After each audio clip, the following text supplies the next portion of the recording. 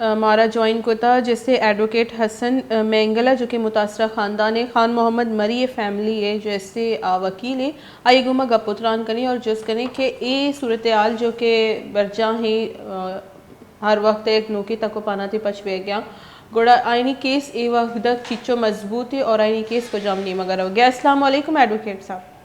वालेकुम मैडम, आप ठीक हैं? अल्हम्दुलिल्लाह सर। सर ये केस आपको अपने कितना मजबूत लग रहा है और सुनने में ये भी आ रहा है कि बयान को तब्दील करने की कोशिश की जा रही है।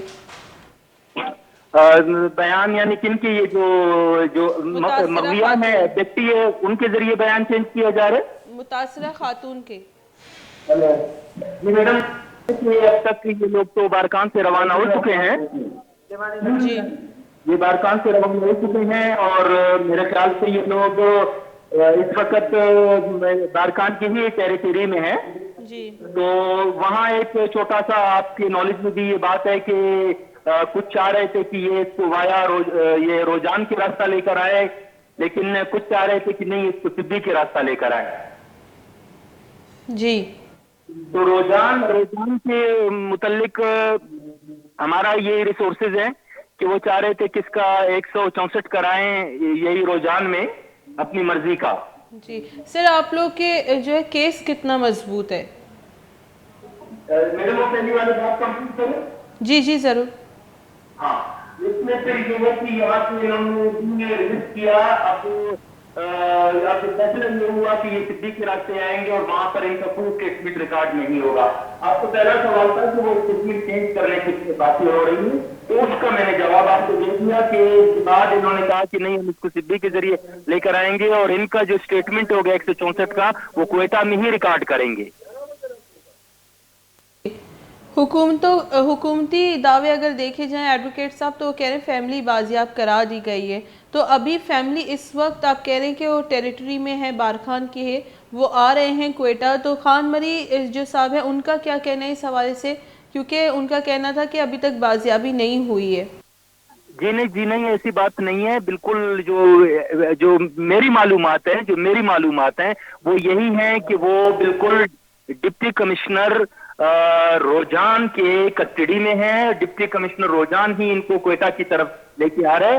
अब यहाँ ये सिद्दी के रास्ते फिर मैंने मेरे इंफॉर्मेशन के मुताबिक यही था कि सिद्दी में जो कमिश्नर हैं शायद सलीम, वो उनके साथ रास्ते में हैं और वो अपना डीसी को डिप्यूट कर रहे हैं कि आप जितने भी अब्जेक्टिव्स हैं इनको आप वाया सिद्दी लेकर आओगे।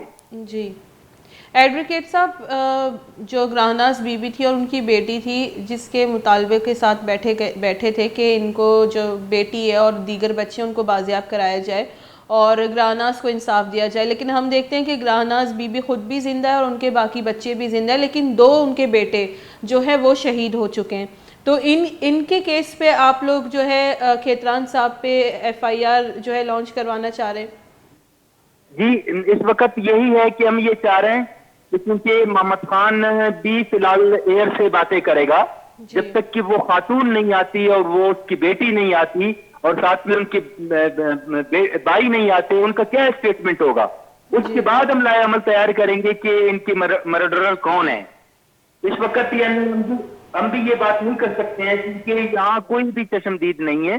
वो आ जाते हैं, उनका स्टेटमेंट रिकॉर्ड होगा, उसी की रोशनी में उसके बाद इसको आगे प्रोसेस किया जाएगा। ऐसा क्यों एडवोकेट साहब? लेकिन जब स्टेटमेंट का मालूम होगा वो क्या बोलेंगे, बोलना तो सच है, चाहे ग्रानाज बोले या मरी साहब बोले, वो क्यों इंतजार करे कि हमारा स्टेटमेंट सेम हो? मैं वही गुजारिश कर रहा हूँ कि मोहम्मद खान इस वक्त ये क्वेटा में मौजूद है। अब मोहम्मद खान अगर ये इन केस मोहम्मद खान अगर आई विटनेस होता, वहां से होता, तो फिर हम ये चाहते हैं कि किसी सूरत ये केस को खराब नहीं होना चाहिए। मैं आपकी वो एंजाइटी भी समझ रहा हूँ, जो आप कहना चाह रही है वो भी समझ रहा हूँ और दूसरे इसमें आपकी बातों के साथ हूँ। लेकिन अब यहाँ पे अगर मिसाल कल इसको ये नामिनेट ये जो मोहम्मद खान है ये बयान देगा FIR में, एक स्पेसिफिक रोल देना पड़ता है, ठीक है ना?